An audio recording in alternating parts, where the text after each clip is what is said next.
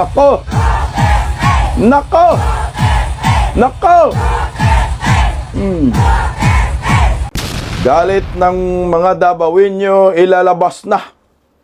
Malawakang rally sa Davao City ikakasa. Kailan at anong klaseng rally po ito? Mamaya alamin po natin. Vice President Inday Sara Duterte dudulog umano sa Korte Suprema patungkol po sa impeachment laban sa kanya na ginawang mikos-mikos ng mga buaya dyan sa Kongreso. Wala talaga, ang last option talaga ni Vice President Inday Sara ay ang Korte Suprema. Kung nakikita po nila ay hindi talaga sumusunod sa tamang proseso ang ginagawang impeachment, matik na yan, Supreme Court muli. Bongbong Marcos sinusuka sa Kalye Sorbe, anak ng kagwang. Mas gustuhin pa ng maraming Pilipino na si Bungit ang ma-impeach. Tama naman talaga. Kaso nga lang, pagdating po sa Kongreso, pag may impeachment na mag-file sa kanya, automatic binabasura. Minimikos-mikos din ng mga animal na buhaya. Kaya ang resulta, no chance. Kaya dito na lang siguro tayo sa malawakang rally. Magandang tanghali po sa ating lahat. Palike po muna, pa-share, pa-subscribe at pakipindot po ang inyong notification bell para lagi po kayong updated sa ating mga video. At supportahan po natin ang Bisdak Historiador, pangalawang YouTube channel po natin. Ito na. Unahin po muna natin yung patungkol sa impeachment laban po kay Vice President Inday Sara Duterte. Kasi nga diniklara na po kagahapon ng sufficient in ground ang impeachment laban kay Vice President Inday Sara Duterte. Narito po, pakinggan po natin. Hearing none, the motion is approved. The chair declares the third impeachment complaint sufficient in ground. The fourth impeachment complaint is declared sufficient in grounds. Idineklarang sufficient in ground ng House Committee on Justice ang ikatlo at ikaapat na impeachment complaint laban kay Vice President Sara Duterte. Kasunod nito, uusad na sa hearing proper ang pagdinig sa dalawang reklamo na magsisimula sa March 25. Sa mga pagdinig na ito na tinawag na mini trial ni Representative Jervil Luistro, ihaharap ang mga ebidensya at testigo ng mga complainant laban sa Vice Presidente. This will be a mini trial, should I say, no? Because the full-blown trial will happen in the Senate. What is important is to give ample opportunity to the complainant to present their witness and evidence per ground. Pero para sa defense team ni VP Sara, hindi ito maituturing na trial. Siyempre po, ang posisyon natin ay mini-trial yan kasi under the rules, ang mga abogado ng Vice Presidente hindi pwede mag-cross-examine. No?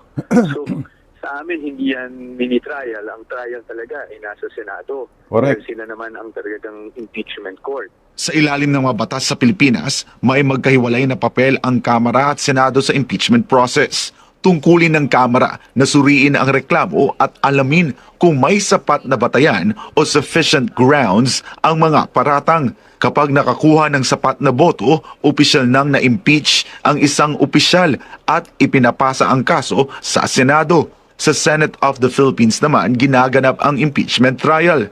Dito, nagsisilbing mga hukom ang mga senador.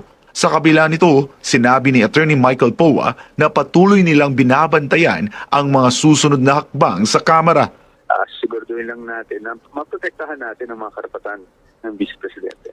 Una nang tiniyak ng kampo ni VP Sara na handa sila kung sakaling umabot ang usapin sa impeachment trial sa Senado. Para sa Diyos at sa Pilipinas kong mahal, ako si Jason Rubrico. Anak ng kagwang, no? Yung may utang kay Inday Sara, siya po yung chairman, the conflict of interest na agad ito. Yung mga nagusga kay Inday Sara, miyembro ng Malitagang. Pag makapahid, sobra-sobra. Anong mini trial? Hindi po yan matatawag na mini trial kasi ang trial po patungkol sa impeachment ay nasa impeachment court, no? Ang Senado. Hindi po pwede na sasabihin yung nagtatrial kayo, latagan ng ebidensya dyan. Hindi po. Kasi kung mini-trial yan, dapat sasagot ang defense team. Hindi po Sila lang mag-uusap yan, mga buaya dyan sa Kongreso. Hearing pa rin ang tawag dyan, hindi trial. So, titingnan po nila kung sapat ba yung mga ebidensya para sabihin na pwedeng i-impeach si Inday Sara. So, pagbubutuhan po dyan sa plenaryo. Ganun pa rin po, kukuha po sila ng boto, 1/3 votes pa rin. So, kung wala silang 1/3 votes, panigurado ho, matatalo yung gusto nilang iakyat ang impeachment labang kay Inday Sara sa impeachment court. So, ang trial talaga nasa Senado. Hindi po dyan sa Kongreso. Masyado pong sila, overpower sila. So, parang grave abuse of discretion yung lalabas dyan dahil tinatrial nyo na yung ang vice presidente hindi naman kayo impeachment court. So, malamang ang kampo ni Vice President Inday Sara hindi ho papayag na matutuloy itong impeachment sa Senado. Kagaya po nung nakaraan, nakitaan po nila ng butas bago pa naman mag-start ang impeachment sa Senate, bago pa naman sila magtatalo, ay agad naman dumulog ang kampo ni Inday Sara diyan sa Korte Suprema. Na which is, yan din ang plano nila dahil marami pong nakikitang paglabag. Kagaya po ng sagot ng Team Duterte, di ba? Marami po silang nakikita ng paglabag. Pero yung sagot nila, hindi po pinapakinggan ng mga buhaya. Kaya nga sabi ko, useless pa rin yung paliwanag ng kampo ng Team Duterte dahil hindi naman yata siguro binasa ng mga buhaya yan at diniklara pa rin nila sufficient in grounds yung impeachment. So useless. So ang huling takbuhan talaga po ng kampo ni Inday Sara, panigurado sa Supreme Court. Kailangan alalayan po nila ito dahil itong si Tuta Soto atat na atat magiging vice presidente ang buang. 'Di ba sinabi niya, agad na agad po nilang talakayin yung impeachment sa Senado pag ma-impeach si Inday Sara diyan sa Kongreso. Pero narito po, pakinggan po natin kung dudulog ba ang kampo ni Vice President Inday Sara sa Korte Suprema. Pakinggan natin. Inihayag ng defense team ni Vice President Sara Duterte na ikinukonsidera nila ang paglapit sa Korte Suprema kaugnay ng impeachment proceedings sa Kamara.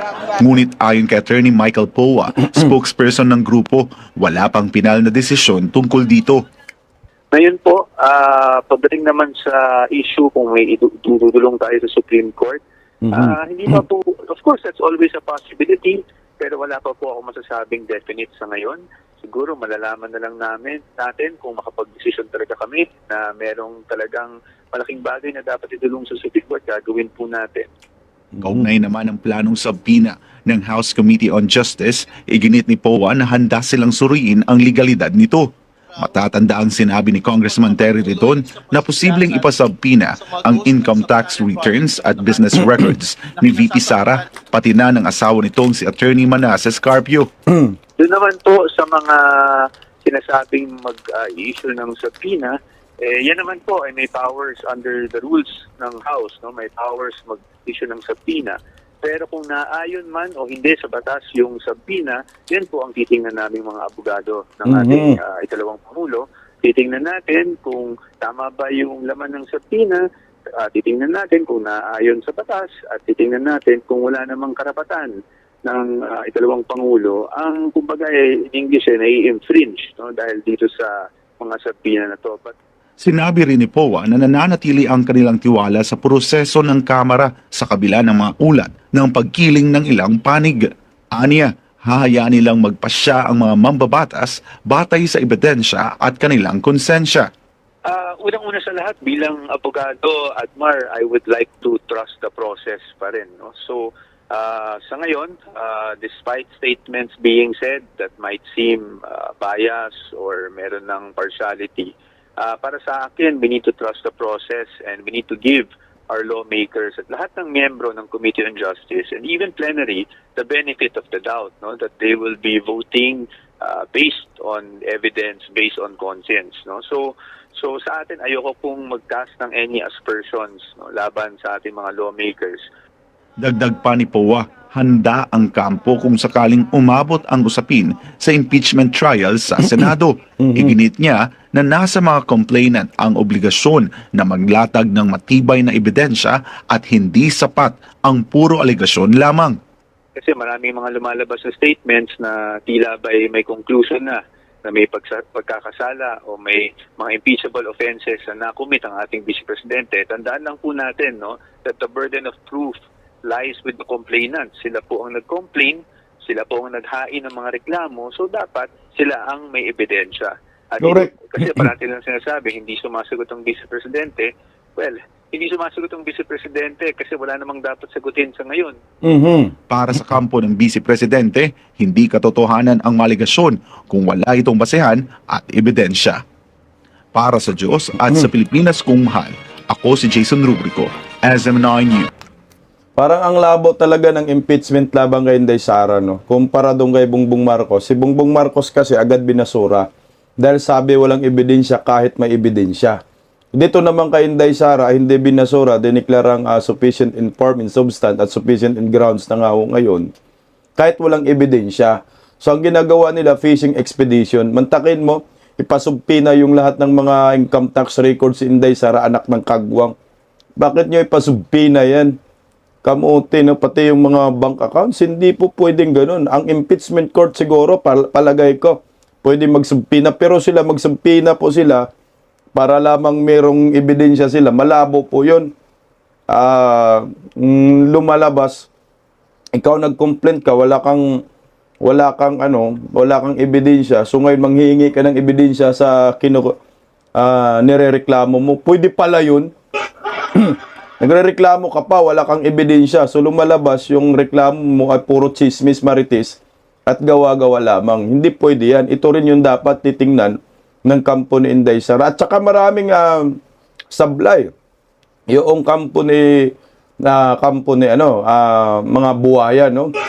Laban po kay Inday Sara, lalo na yung 1-year bar rule. Putsang ina, sa poll sila dyan. Alam ko naman, matatalino yung defense team ni Vice President Inday Sara. Wala na talaga, yung choice talaga dito ng kampo ni Inday, Supreme Court. Supreme Court agad. Kasi napatunayan naman, nakaraang taon, nanalo po ang kampo ni Inday Sara. Diniklarang yung articles of impeachment na null and void. So, panigurado, ganun din ang lalabas po. Kasi kung halatang-halata naman na sarswila lamang itong impeachment labang kay Inday Sara at walang basihan, meron ng prejudgment, dapat nga wala kayong prejudgment eh. Kasi nga, magiging patas dapat kayo at hindi magiging bias pagdating sa impeachment. Tuloy lang natin ng konti si Michael Pua patungkol ho dito. Narito. Banggit din dito na mabilis na isinantabi ang mga mabibigat na reklamo na dito kay Vice President Sara Duterte, medyo binusisi ng husto. So dapat patas at pantay lamang po. At marami din po nakapansin dyan, Attorney Michael Powa. Pero kumbaga, ito po ba ay maliban sa paglabag doon sa due process, mayroon pa kayong nakikitang rito na parang nasisilip na maliban doon sa due process na nakikita nyo pong paglabag? Well, yun po yung nasabi natin kanina, no, na nung ginagawa natin ng sagot ng Vice Presidente, napakahirap para sa kanya na sumagot dahil wala namang concrete and conclusive recital of facts para sabihin na meron siyang naging pagkakamali o pagkasala na that it will rise to the level of an impeachable offense. So, sinasabi nga nila, bakit gano'n? Bakit parang hindi na naman sinagot ng Vice Presidente? Well, unang-una sa lahat, no? Wala nga pong recital of ultimate facts. Kaya para sa amin, sa aming pananaw, wala nga kailangan sagutin. Dahil hindi nga yung aligasyon ay incomplete. No? Hindi po nasasabi doon kung bakit nila based on dun sa mga salaysay nila, bakit nila sinasabi na may impeachable offense laban sa Vice Presidente? For example, para lang klaro po yung ehemplo natin, no? Kasi napaka-technical ng ultimate acts, no? Mga abogado lang nakakaintindi. So, for example, meron sila doon sa isang complaint, sinasabi na doon that the Vice President committed plunder through conversation. No? May elemento po ang plunder. No? Ang mga elemento ng plunder, for example, is, syempre, sasabihin mo that she was able to amass, no, ill-gotten wealth or appropriate amounts of money for personal gain. Pero ang pagtitingnan natin ng aligasyon, kahit sabihin natin sa confidential funds, sasabihin nila, yes, may confidential funds, yes, dinisburse yung confidential funds, pero wala namang nakasaad na facts ukol sa kung paano nila nasabi na napunta sa bulsa ng Vice Presidente Correct. yung confidential funds. Lahat po ng mga nakasulat doon ay spekulasyon. Kung hindi man spekulasyon, ay conclusions of law and fact or self-serving conjectures. Kaya po, yan po ang sinasabi namin na parang kulang, kumbaga, ang naging recital of facts. Kaya napakahirap para sagutin yan dahil wala dapat tayong sagutin dahil hindi naman kompleto yung aligasyon, kumbaga. Correct. Opo, at sa pahayag naman po ng ni Congressman Terry Redon sa kanilang panig, ang sinabi po niya na bigo raw pong sagutin ng pangalawang Pangulo yung mga allegation at sa inyo naman po sa panig ni VP Sara, bigo naman itong mga complainants na tumbukin. Ano bang nagawang kasalanan? Correct. Eksakto po. Well, unang-una sa lahat, respeto pa rin po natin, no, ang opinion ng lahat ng ating mga lawmakers at bumubuo ng Kamara Representante.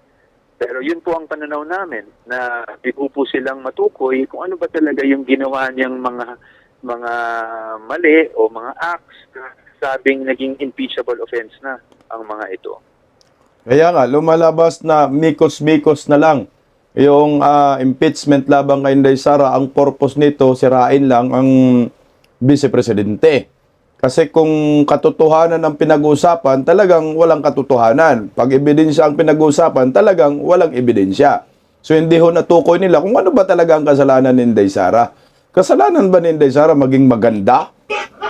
Kasalanan ba ni Inday Sara na mahalin siya ng maraming Pilipino? Kasalanan ba ni Inday Sara na maging masipag sa pagka-Vice Presidente? Kasalanan ba ni Inday Sara na mataas ang kanyang trust and approval rating? Hindi po yun. Hindi kasalanan ni Inday Sara na ang taong bayan ngayon ang sinisigaw ay Duterte pa rin. Yan ang maliwanag dyan. Yan ay pinuhunanan po yan ng kanyang tatay na si former President Rodrigo Roa Duterte. Yun po ang maliwanag. Tingnan mo ako po ay nalungkot lang dahil itong mga kongresistang ito, sila dapat yung iimbestigahan ng nating mga Pilipino. Dahil po sa mga mali-malitang pera, i-deliver po sa kanila. Pero nabaliktad, yung hindi na-deliveran, yun po ngayon yung iniimbestigahan, anak ng kagwang. O tingnan mo, yung Cebu Alliance po, merong babala sa mga kongresista dyan sa Cebu. Kung sino po yung pipirma at bubuto sa impeachment labang kay Inday Sara, talagang dadamputin kayo sa kangkungan para sa 2028 election. Sana po ganun din sa iba't ibang probinsya, kagaya sa Mindanao, iba't ibang parte ng Visayas at sa Luzon. Ilabas nyo rin po yung inyong taong bayan, yung boses po ninyo. Bantaan nyo rin po sila na kapag pipirma po kayo at susuporta sa impeachment, panigurado sa kangkungan po kayo damputin. Narito, pakinggan po natin ito. Let this be clear. Any lawmaker who votes to impeach VP Inday Sara is declaring war on the 32 million Filipinos, especially the nearly 4 million Cebuanos who gave their historic mandate to Inday Sara. You are choosing the interest of the post-subdivision clique over the struggling masses of Cebu. Puro pang elitista ang inyong gihimo, gikalimtan na ninyo ang mga pobre ng mga Cebuano o mga Pilipino. Our ultimatum, We are mobilizing our parallel groups across every barangay in Cebu. We will launch a massive No Vote 2028 campaign against every representative who betrays the Vice President. If you vote for impeachment, you are effectively resigning your seat in 2028. Correct. We stand against corruption. We march on for independence. We stand with the truth. We stand with Sara Duterte. Cebu Alliance for Duterte 2028 para sa Sugbo, para sa nasod. Daghang salamat. Ganyan ang dapat gawin ng maraming Pilipino. Gulatin din natin tong mga animal na mga buhaya na to. Kasi hindi naman po pwede na maghari yung mga animal dito eh. Buboto ka sa impeachment labang kay Inday Sara. Eh, kitang-kita mo naman, Zarzuela. Kitang-kita mo naman na kagaguhan lang to ni Sandro Marcos, Bongbong Marcos at ni Bakay. Oh. Isip-isip din pag may time. Yan ang tinatawag na kiss of death. Pag bubuto kayo na ma-impeach si Vice President Inday Sara, panigurado, sira na ang inyong political career. Alam niyo po ba kung sino ang dapat na ma-impeach? Dapat si Bongbong Marcos. Tanginang naranasan natin korupsyon, harap-harapan sa kanyang administrasyon eh. Dapat siya ang ma-impeach. Bakit si Inday Sara? O ngayon, merong kalye-survey po. O ang kalye-survey ito, ang tanong, sino po ang gusto ninyong ma-impeach? Si Bongbong Marcos ba o si Inday Sara? So ngayon, talagang sinusuka si Bongbong Marcos ang taong bayan. Si Bongbong Marcos ang gustong ma-impeach. Aba, siyempre meron ding mga bubunistang tanganista na gustong ma-impeach si Inday Sara. Pero, I think mga 90% or 95% ay gustong ma-impeach si Bongbong Marcos. So, narito po yung kalye-survey na ito. Ito si Marcos ang gusto kong ma-impeach. Bakit? Bangag kasi. Wala siya magandang isip. Oo. Ang galing mo, Nay. Bangag. Walang magandang isip.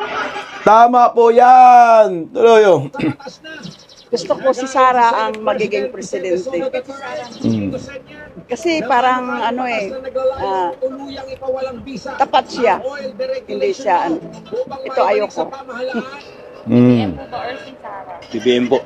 Ang daming kalukuhan ginagawa nito. Correct. Corruption. Yun.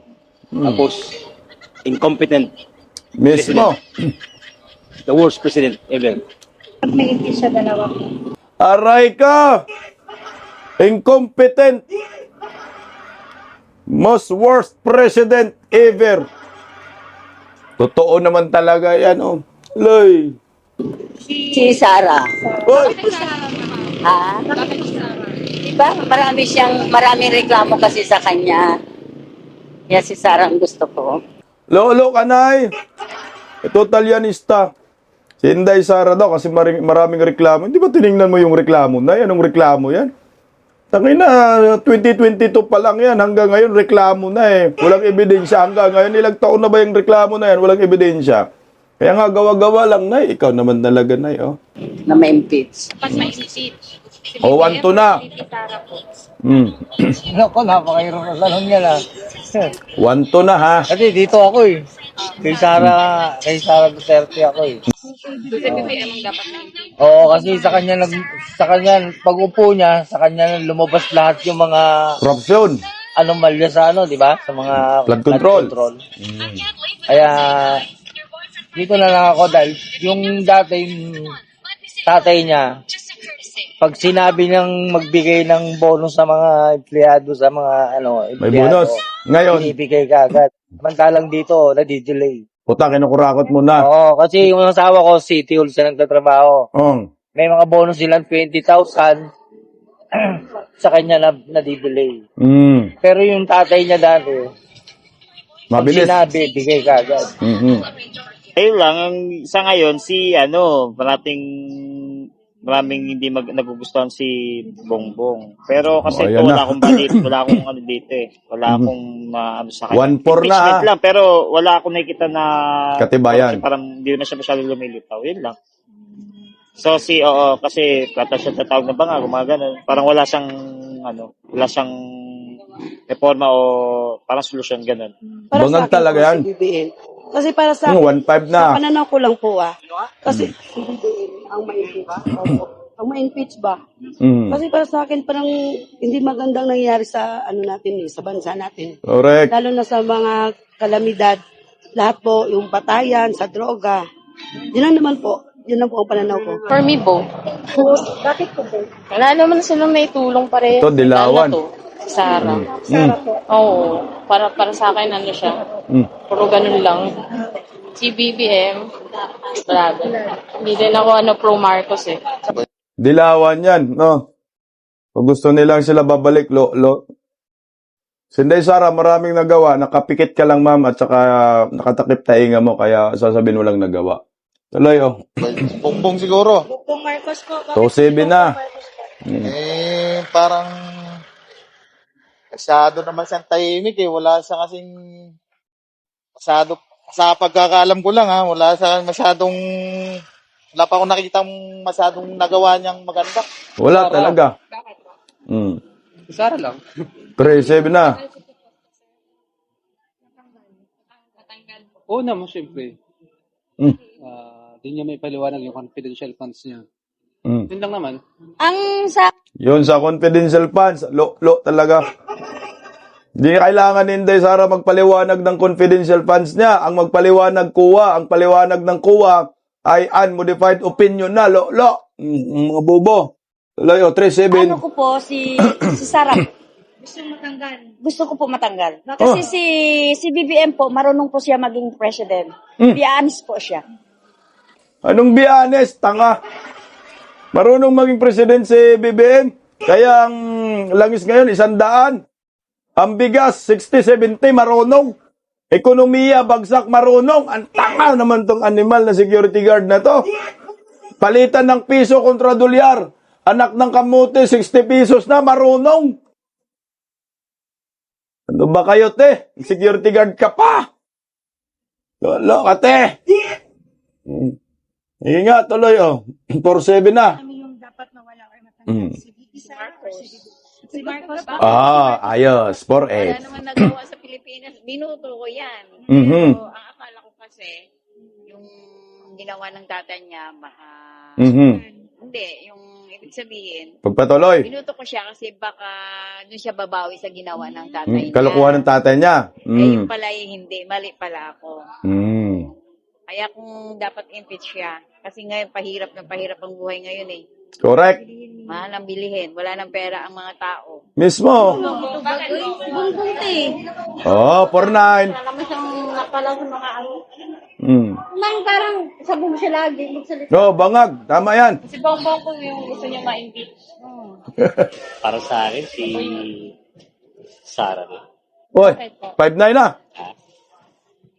Kasi hindi niya pa ipaliwanag yung kung saan napunta yung Ano? sa DepEd Ano sa DepEd? na confidential funds.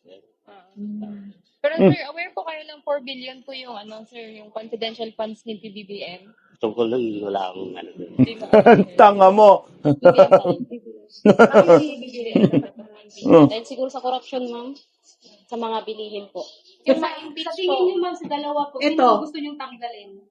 Yan, si BBM. Ay, ito si Marcos. Ay, 5-12 na. Kasi sabi na yung pangako niya na yung bigas daw na 20 pesos, hindi naman niya natupad. Mawala or mapatay. 5-12 na tayo, Yung iba, mga ubob. Confidential funds kay Inday Sara, kay Bongbong Marcos, times 4.5. 4.5 billion confidential funds ni Bongbong Marcos. Ngayon kay Inday Sara, 125 million. Hinahanap po ninyo. So, 4.5 times 4 years na po yan. 18 billion na po yung ipapaliwanag ni Bongbong Marcos na confidential funds. Kung gusto nyong pagpaliwanagin si Inday Sara, pagpaliwanagin din po natin si Bongbong Marcos na meron ng almost 20 billion na confidential funds. Kopit na yun, kopit na. Kasi gusto nyong pagpaliwanag, isinabi nga ng COA, unmodified opinion . Maganda yung accounting ng Vice Presidente. Tapos ngayon, pinag-uusapan pa sa Kongreso yung mga hinayupak, no? Pero laban lang tayo. Ipagpatuloy po natin yung Kalye Survey. 5:12 na ito, ha? Okay, tuloy natin. Mga bobonistang talyanista, narito pa. Oh. Makurakot kasi yan, ma'am. Kurakot. 5:13. Na yan, si Sara na lang, ma'am. Yes! Para matanggal yung mga adik ulit. Duterte. Yes! Duterte Ayos. kami dito, ma'am. BBM, bakit sir? 5:14. Wala naman po, kaso hindi, ganun pa rin Pilipinas, di pa rin naprobago eh. Ikaw sir, bakit gusto mong matanggal si BBM? Para po sa akin, kasi di ba nangako siya sa mga tao? 5:15. O nangako siya sa mga tao na ito yung bigas daw, di ba? Papababa, di naman niya tinupad. Correct. Siyempre, kaya siya pinutuan ng tao kasi yun ang sinabi niya sa mga tao na di ba pinost pa nga yun sa Facebook. Kaya iniisip ng mga tao na mag-isa na maging katulad siya ng ama. Kasi yung ama daw dati, ganun talaga, mababa yung bigas. Eh, siyempre, tinan mo ngayon, simula kung si Duterte pa dati yung ama nito, okay naman. Lahat naman ang bilihin, hindi gano'ng kataas. Pero ngayon, tinan mo naman super, naging sobrang mahal. Ito po, si 5:16. Alam naman nating lahat yung ginawa nila. At saka sobrang yung ebidensya ba? Lantaran na yung ginagawa nila sa atin. Yan. Corruption kasi ang dapat malutas dito sa Pilipinas. Kasi kawawa yung mga may hirap. Totoo lang. Boy. Bakit po si Marcos? Ay, 5:70 na. Sino po yung dapat matanggal sir? Si BBM, bakit po sir? 5:18 na. Maraming siya nagawa. Parang tatay niya rin. BBM. 5:19. Kasi tataas lahat ng bilihin. Sabi niya, 20 ang isang kilong bigas. Isang butil pala, 20. Sir, si PBBM or si BP Sara sir? BBM. BBM, bakit si BBM sir? 5:20. Massive corruption eh. Massive corruption. Gusto ko matanggal ito. Si BP Sara, bakit po si BP Sara sir? 6:20. Di niya may paliwanag kung paano niya dinisburse yung pera sa sa ano ba pangalan nito? Sa Department of Education, Culture and Sport. Putang ina mo. Puro alibay siya. Ayaw Department of Education, Culture and Sport. Druga pa. Sabog katay. niya umarap ng maayos sa ano ng mga kongreso. O yun. Pag naharap niya ng maayos doon, madidepensa niya yung sarili, may pagtatanggol niya yung sarili niya kung bakit siya kinakasuhan. Wala po. Si PBBM or si BP Putang ina, hinarap ka ni Inday Sara. Di man makaimik yung mga buhaya, mga kawatan.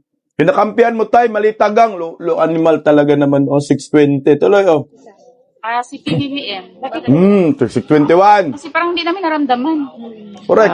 Actually, si Marcos. 6:22. Actually, daming evidence naman na nakapaligid. And then, si Sara kasi, according to or based on my research, ano naman siya, modified, Unmodified opinion. Naman. Tapos, Tama! parang, Galing mo. Since sa tatay niya, iko-connect ko na lang siya kung anong nagawa ng tatay niya. si BBM. Bakit po si BBM? 6:23. Siyempre, kurakot din. Bakit? Sir, ikaw muna sir. Bakit sir? Bakit si PBBM? Tingnan mo naman yung budget natin ngayon. Tapos, yung kapatid niya, yung pinsan niya, bakit hindi ma-impeach? Correct. 6:24. Diba si Romaldes? Tapos yung gasolina natin ngayon, napakamahal. Nabilihin. Ako, tricycle driver rin ako. Pero yung gasolina natin, Lampas hanggang impyerno na. dahil pa yung pandemic. Dapat may impeach sa dalawa. Si PBBM or si BP Sara? Siyempre BBM. Bakit po madala? Panay salita, wala namang katotohanan lagi. Correct. Panay ngiwi lang. Nagtapos po ang Kalye Survey ng 6:25. Kita nyo po, ang pulso ng bayan ay talagang nagsalita na. Puro lang ngiwi, walang nagawa. Pero ito po, magsasagawa po ng pagkikilos itong mga Dabawinyo. Meron po silang malawakang rally na ikakasa diyan sa Davao Region na ayon po sa kanila, ito ay suporta kay Vice President Inday Sara at panalo na po si Inday Sara sa 2020 at sure win na. Pakinggan natin ang balitang ito. Narito, baka sabihin gawa-gawa tayo awards. Nananawagan ng Inday Sara Duterte 2028 movement sa mga Pilipino na dumalo sa gagawing malakihang rally sa Davao City ngayong Mayo 9. Ayon sa grupo, advance party daw ito para sa bise. Si MJ Modhiar sa report. Mayroon tayong gaganapin na grand rally sa Davao, sa Rizal Park, mga 2 o'clock in the afternoon. Nanawagan ng Inday Sara 2028 movement sa publiko na sumali sa malakihang rally sa Davao City ngayong Mayo 9. Ayon kay dating GAD Commissioner Marma Sanggid, founder ng grupo, itinuturing nilang Advance Victory Party ang aktibidad para kay VP Sara. Anya, ngayon pa lang ay panalo na raw ang bise dahil sa maaga niyang pagdedeklara ng kandidatura para sa 2028 presidential elections. Lahat ng taga Mindanao at Visayas, mayroon man taga Luzon na pupunta sa Davao. Kamakailan binati naman ni VP Sara ang grupo sa Davao City. Samantala, sinabi ni Masanggid na nag-ikot sila dito sa Metro Manila para alamin ang sentimiento ng mga taga-NCR. Ayon sa kanya, marami sila nakitang dismayado sa kasalukuyang administrasyon. Kasi kahapon nandoon kami sa Valenzuela at iba pang mga lugar. Ang mga tao doon talagang hindi lang nagtampo sa administrasyon, hindi lang nagtampo kay BBM, kundi talagang galit na galit. Correct. So, ang akala ko, Mindanao lang ang medyo 80% si BP Inday, pati sa Visayas. Dito pa rin sa Luzon, halos dito mga 75% ang tutulong kay BP Inday. Inaasahan na magdadagsa ang mga personalidad at mga politikong susuporta kay VP Sara sa darating na May 9 rally. Naniniwala ang grupo na lilitaw din ang mga lider susuporta sa kandidatura ng Vice Presidente. Kay BP Inday kami, kailangan tayo ay magtulungan tayo para matuloy yung inyong sinasabi na BP Inday talagang para presidente sa ating bansang Pilipinas pagdating ng 2028. Sigurado na yan. Finish na yan. Wala nang problema dyan. Naka! Sigurado na yan. Finish na yan. Talagang iyak ng mga buhaya ngayon, no? Kaya kiss of death nga ho yung gagawin nilang impeachment labang kay Inday Sara. Nakala nila ganun-ganun lang kadali na gaguhin po ninyo si Inday Sara. Hindi po. Ang mga Pilipino ay galit na kay Bangag. No? O, tingnan mo ngayon, nananawagan na magtipid. O, tayo lang daw ang magtipid, pero si Bangag hindi pwedeng magtipid. Dahil hindi nila alam yung salitang magtipid. O, mga ordinaryong Pilipino, paano hindi ka isusuka ng maraming Pilipino yung pinanggagawa mo sa bayan? Huwag po silang magpakampante. Ang taga Davao talagang pag nagpatawag ng rally, talagang all out ang mga ito. Victory party na pala ho ito, ha? Advance dahil sa pagkapanalo ni Vice President Inday Sara Duterte. At siyempre, ilalabas din po nila yung kanilang mga hinanaing at galit sa gobyernong nakangiwi ang panga na si Ngiwi M. Tingnan mo, nagaya ho nito. Yan!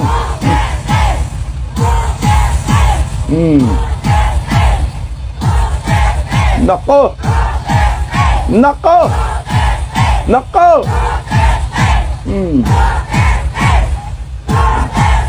Nako! Sarap pakinggan. Duterte! Duterte! Duterte! Duterte! Duterte! Duterte! Duterte! Duterte Magic! Yan, kayang-kaya muli.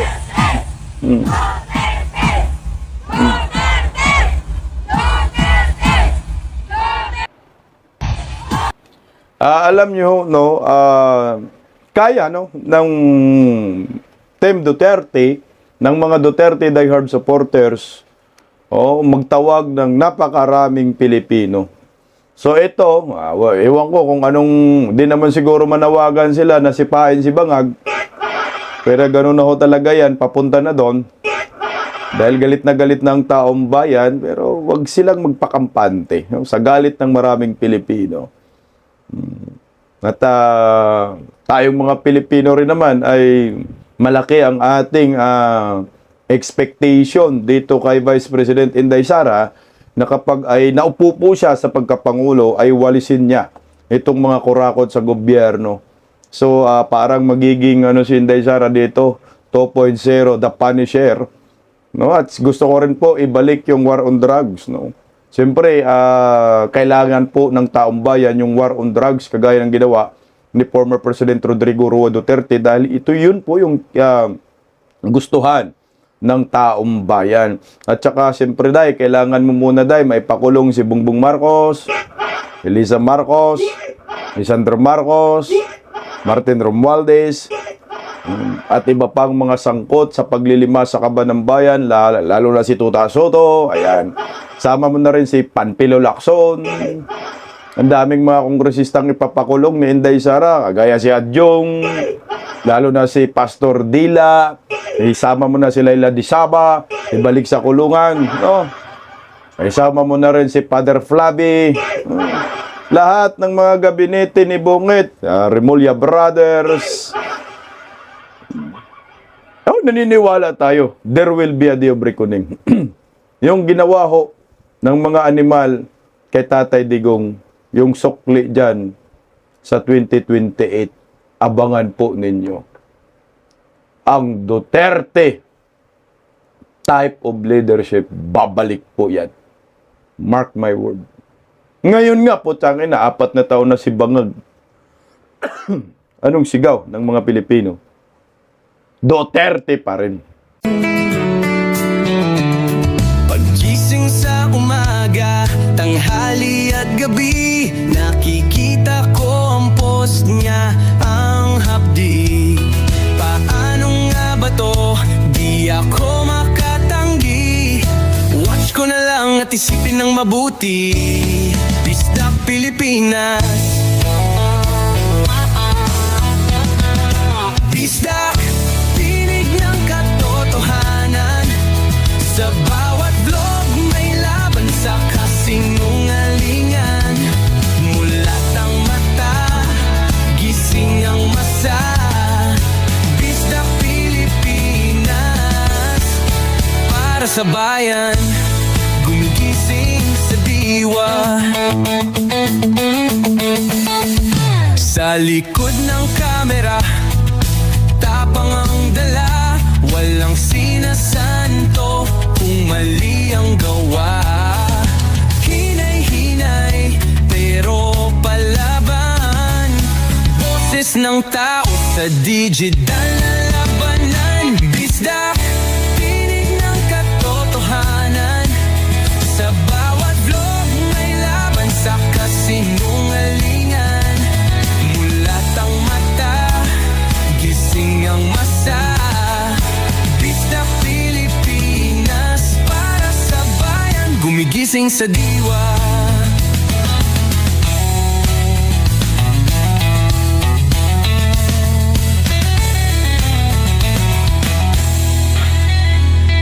Hindi artista, hindi politiko, pero ang katotohanan, sigaw niya ay buo.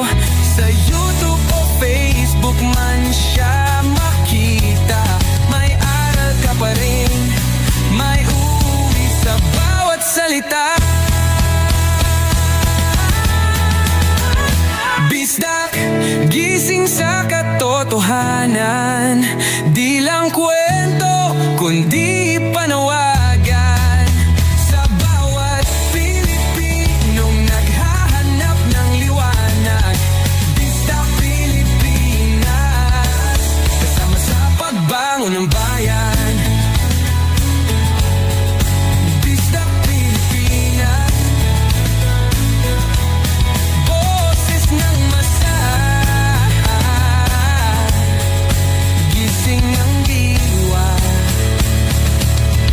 ilog mo, may pag-asa.